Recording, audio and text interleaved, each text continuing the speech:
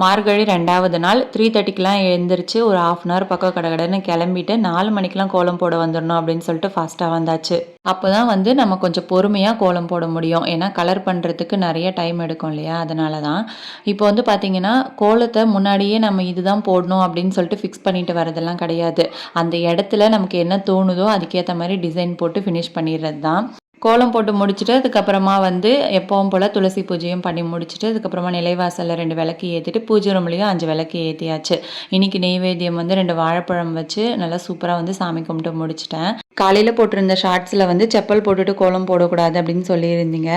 எனக்கும் அது வந்து பிடிக்கல தான். ஆனால் எனக்கு வேறு வழி இல்லை. எனக்கு வந்து செப்பல் போடாமல் அந்த ஈரத்தில் ரொம்ப நேரம் நிற்கும்போது கொஞ்சம் ஹெல்த்தில் வந்து ப்ராப்ளம் ஆகுது. அதனால தான் வந்து நான் செப்பல் போட்டிருந்தேன். ஃபஸ்ட்டு வந்து நமக்கு ஹெல்த் முக்கியம் இல்லையா, அதனால தான் வந்து அதை அவாய்ட் பண்ண முடியல. யாரும் வந்து தப்பாக எடுத்துக்க வேணாம். லாங் வீடியோ போஸ்ட் பண்ணியிருக்கேன், மறக்காமல் செக் பண்ணிவிடுங்க.